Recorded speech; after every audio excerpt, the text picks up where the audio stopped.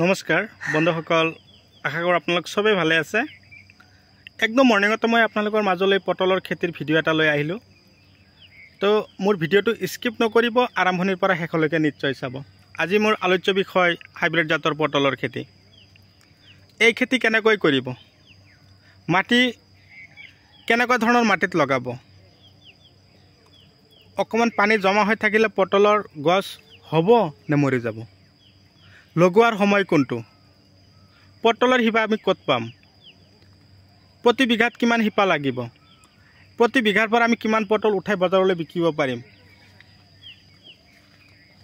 প্ৰতি বিঘাত গোবৰ সাৰৰ কিমান প্ৰয়োজন আছে, ৰাসায়নিক সাৰ আমি কি কি খটাব লাগিব, এটা পুলিৰ পৰা আৰু এটা পুলিৰ ডিষ্টেঞ্চ কিমান দিব লাগিব, পটলৰ গছৰ আগবিলাক পোকে যাতে নাখায় কোন ধৰণৰ ঔষধ আমি খেতিত স্প্ৰে কৰিব লাগিব, আৰু পটলৰ শিপাবিলাক লগাওঁতে মাইকী মতাৰ কিবা প্ৰয়োজন আছে জানো।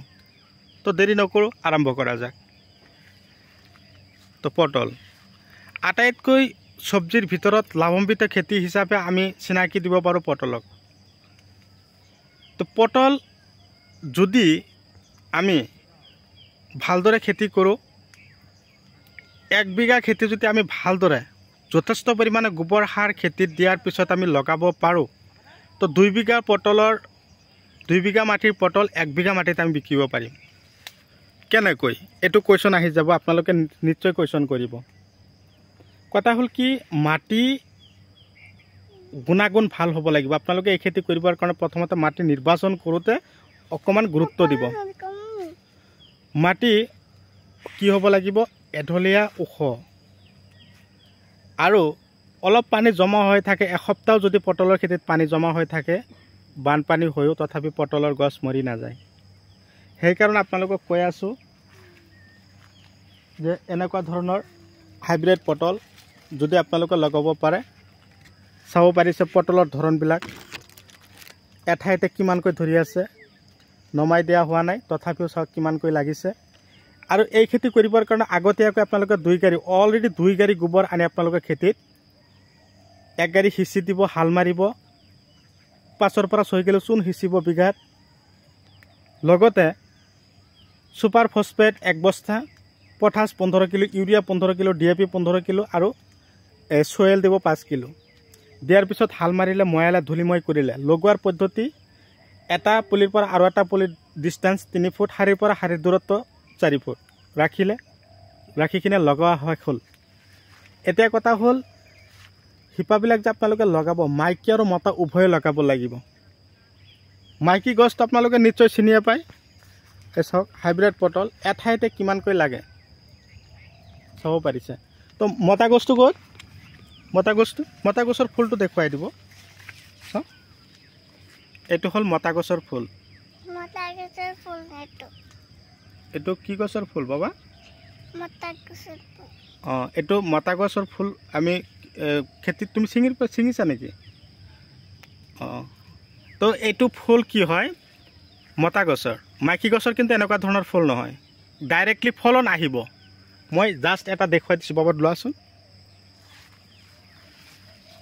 মাইকী গছৰ ফুল কেনেকুৱা হয় মই আপোনালোকক দেখুৱাই দিম।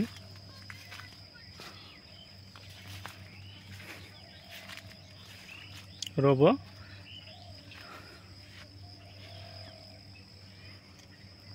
মাইকী গছৰ ফুল এনেকুৱা ধৰণৰ হ'ব। এয়া চাব পাৰিছে, ফুলটো নহয়, ডাইৰেক্টলি এয়া চাওক, সৰুৰ পৰাই ফলন হৈ আহিব। আৰু মতা গছত কোনো ধৰণৰ ফলন নালাগে, সি ডাইৰেক্টলি ফুল আহে। তো শিপা ক'ত পাব, আপোনালোকে খেতি কৰক, শিপা কিমান লাগে মই আপোনালোকক যোগান ধৰিম। 1 বিঘাৰ কাৰণে লাগে, 1.5 বিঘাৰ কাৰণে লাগে, কিন্তু শিপাৰ কিন্তু একেবাৰে এইবাৰ ক্ৰাইচিছ।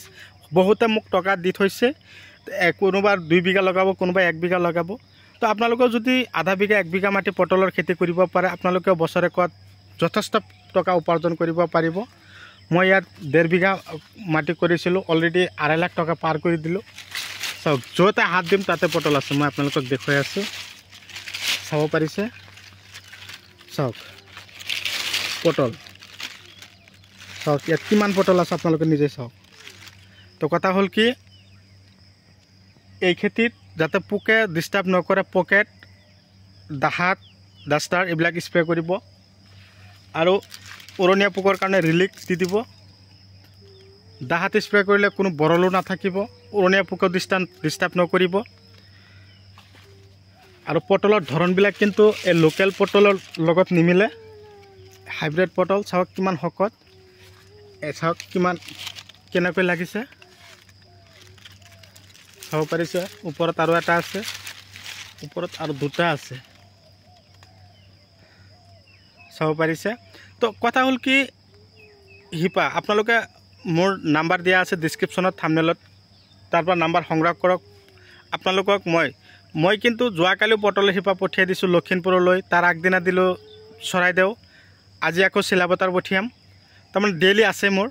তো কথা হ'ল আপোনালোকে 7002163162 7002163162 এইটো নাম্বাৰত আপোনালোকে যোগাযোগ কৰিব। এইটো নাম্বাৰত যোগাযোগ কৰিলে আপোনালোকে মোক পাই যাব। মোৰ পাৰ্চনেল নাম্বাৰটো আপোনালোকক দি দিলোঁ। এইটো নাম্বাৰত যোগাযোগ কৰি কিনে আপোনালোকে মোৰ পৰা পটলৰ শিপা ল'ব পাৰিব। তো আজিলৈ এৰিছোঁ, পৰৱৰ্তী ভিডিঅ'ত যাতে পুনৰাই লগ পাব পাৰোঁ তাৰে আশা ৰাখি আজিৰ ভিডিঅ' এইখিনিতে অন্ত মাৰিছোঁ। ধন্যবাদ।